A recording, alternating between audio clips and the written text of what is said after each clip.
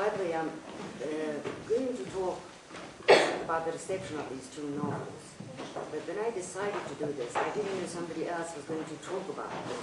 I thought the person who's going to talk about my books is going to talk about my more recent books.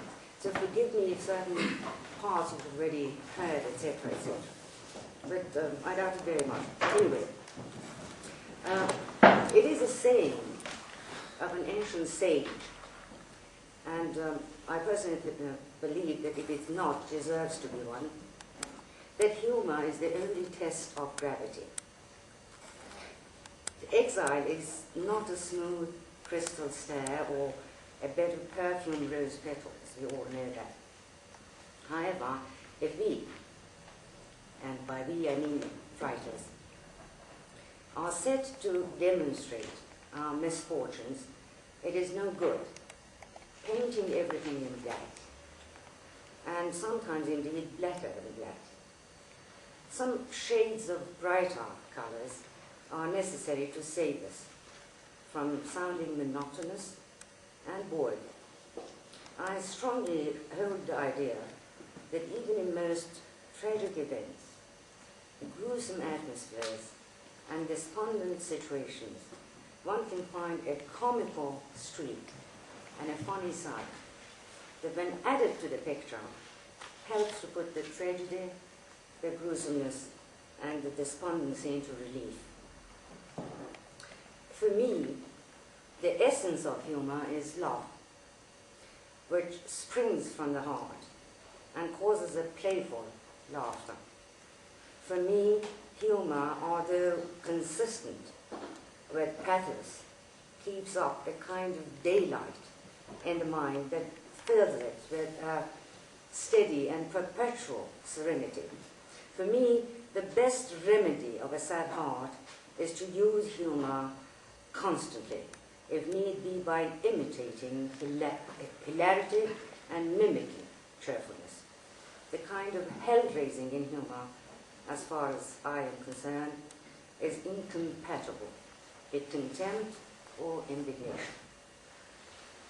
For me, humor is all that and much more. I quite honestly believe that I owe the little mental sanity that I can still boast of to witticism and all its nuances. During the 4 decades of writing, I have produced very few humorless stories. The dose of wit in the others obviously varies from one subject to another. In my diptych, for example, that Hazard that you heard about today, that Hazard by the main roughly means at home, and that Hazard just as roughly away, which the former depicts the Islamic revolution in Iran, and the latter the attitude of Persians in diaspora. I have used all shapes and shades of humor, from joke and jest to sarcasm, satire, irony, mirth, mock, scoff, and you name it. Tonight, however, I'm not going to brag about my brand of funniness, but rather about the reaction to the reception of these 2 books by my compatriots. At the time of their Hazard's publication, that was in the 1980s, there were hardly any Persian bookshops in Paris. Even today, the number is negligible, and books are sold mostly in haberdasheries or groceries run by Persians, alongside dried lemons, smoked fish, and split peas imported from Iran. Therefore, I had to store about 500 copies of that voluminous book in my already paper-ridden apartment and post them one by one to those who had the good grace to buy them. One of the first calls I received was from a young man who said, half inquiring, half affirmative, "Mr. Amirshahi?" My baritone hello on the telephone is sometimes confusing. Hence I laughed and gently corrected the boy. "Forgive my masculine voice. I'm a female. What can I do for you?" "Your husband isn't home," he asked. knowing fully well that I did not have a husband, and taking it for granted that others were aware of it too, I said less gently, "We don't have a Mr. Amirshahi here. Now, if I can be of any service," he interrupted me. "In that case, with whom am I to talk about Dar Hazar?" he asked. "With me," I answered firmly.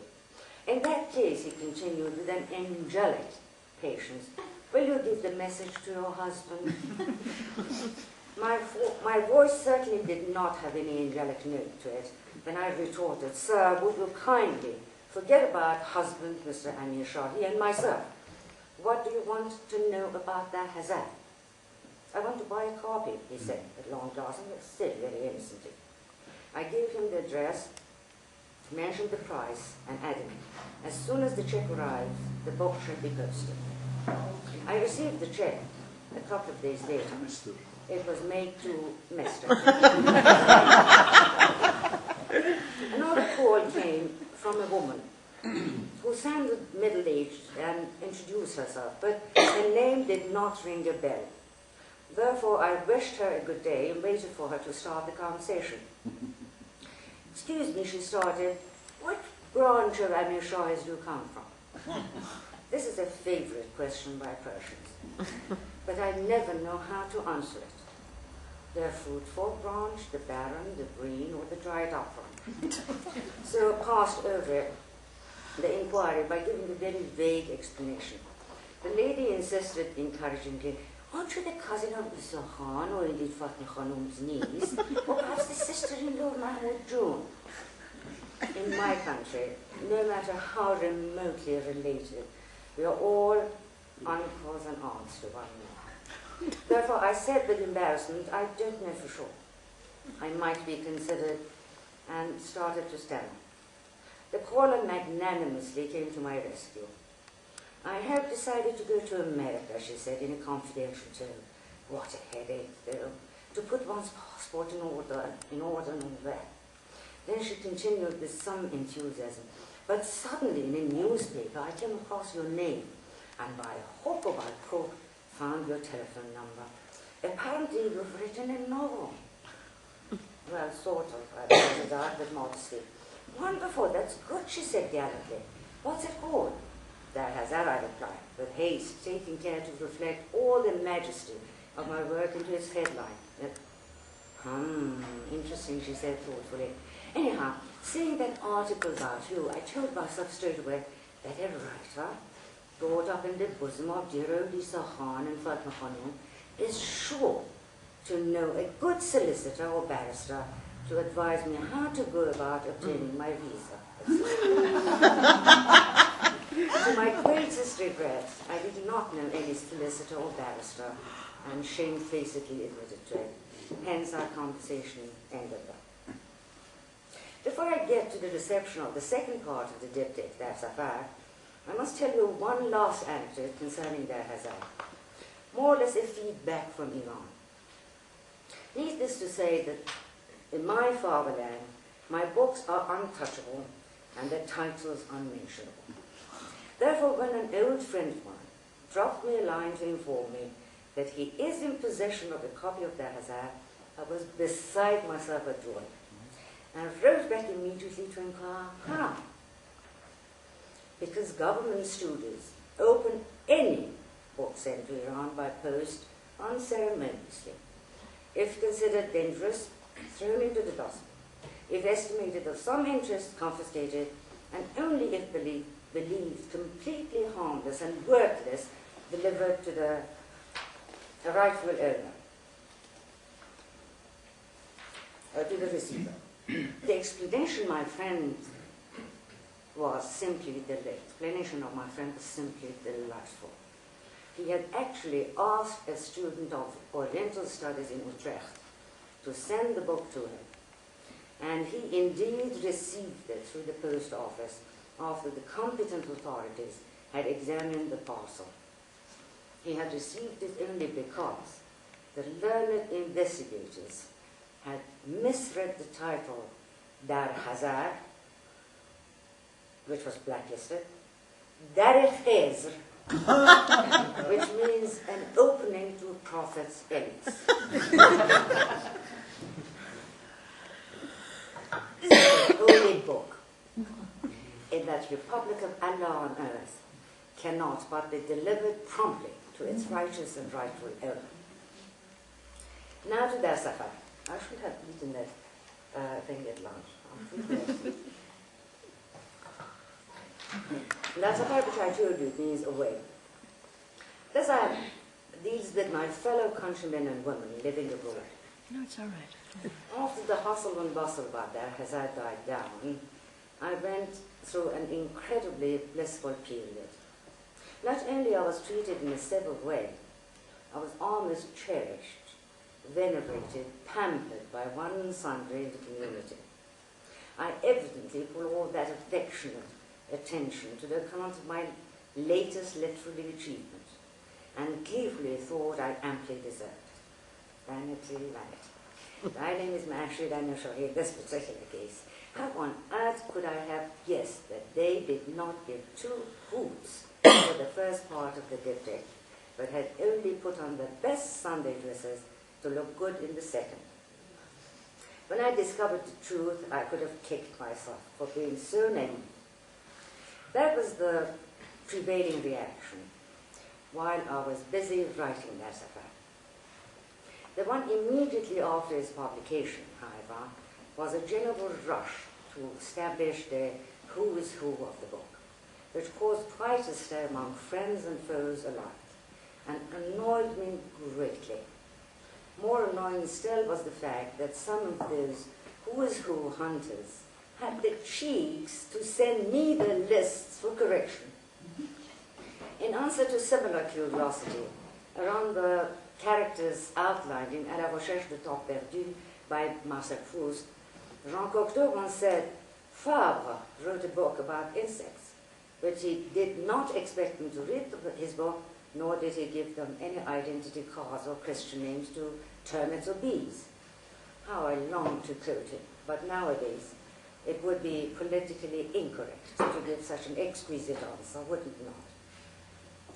About the reaction of the prototypes, none of whom, by the way, occupies more than a paragraph or two in those 400-odd pages, by the way. It suffices to say that every single one acted as if the book was his or her personal biography, hence grumbled that his or her long list of virtues have been unjustly neglected and his or her non-existent vices unduly added. In short, the perfectly clear message to me was, unscramble the eggs you have scrambled or else. They unanimously accused me of putting them in front of a concave or convex mirror that distorts their images. To that accusation, I plead not guilty. All I have done is to place people, starting with yours truly, under a magnifying glass, primarily to have a hearty laugh at ourselves when seeing for the first time the close up of those fluffy tufts of hair stuck invited out of our nostrils or grown unwantedly on our chins. Then perhaps start thinking of plucking them out resolutely one by one to become less ridiculous. A handful out of this displeased crowd turned up at Montparnasse Cemetery when I lost my sister. Without a word of condolence, they stuck together like a bunch of grapes, eyeing me suspiciously from afar, taking me for the naughty fox that would eat them no matter how sour they are. Before the ceremony started, I was talking to one of the cremators about some details, when one grape detached itself from the bunch and rode hastily towards me.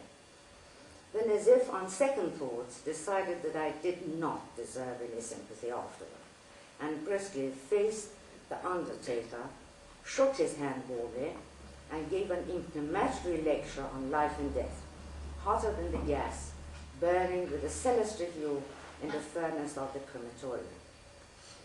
By the way, in Persian and with an Isfahani accent, if you please. The French undertaker, who looked by the requirement of his job, crestfallen, now genuinely appeared mournful. He too poured out his choicest cliches to share the fiery grief of the unforgiving intruder. I blew my nose to camouflage my uncontrollable giggle in that graveyard, and in his fit of morality, my fellow citizen was at his best at the demagogue I had depicted him in my book. As days go by, I notice that the living models resemble more and more the created characters of their supper. The former must be emulating the latter, surely. I could not have been so perspicuous to paint them so accurately. Laughter. Laughter for me is a cipher key with which to decipher the whole man. Progress, I agree, is nothing but victory of laughter over dogma. Putting aside philosophy, I need to laugh. I must laugh. And in spite of everything, I will laugh. They say that a person who laughs much has the nature of a fool. I say that a person who laughs not at all has the nature of an old cat. To them, laughter is just a mind sneezing. To me, it is the echo of the silvery fabric of ocean waves. Why is it? Why is it, for heaven's sake, that when a cartoonist illustrates our physical characteristics by exaggerating them, we do not feel all that indignant? But when a writer demonstrates our moral characteristics by humorously elaborating on them, we start riding our high horses.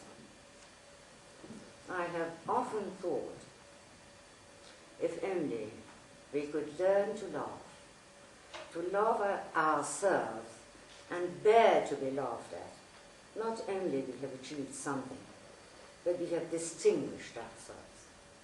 However, when the only person among my compatriots with these qualities rang to say a few kind words about the book, he woke me up so early in the morning that almost jeopardized our relationship for good. You see, if you make a little fish talk, she would invariably talk like a whale. That is why, in this borrowed, whalish manner, I do not let you go away with the impression that I have had nothing but complaints. After all, my readers are cleverer than my characters by half, and I hope outnumber them by far. Time is definitely up, as I told you, and I promise, and I'm not going to make the mistake of Nima to make it too long and be bored myself. So this is absolutely time is up. I cannot ever thank you enough for giving me this opportunity to talk about nothing but myself. And I've heard so much German these days that I've learned this 3 words here by myself on me in English. And ich, über, von mir, is that right? All right. I'm eternally indeed illiterate. Thank you.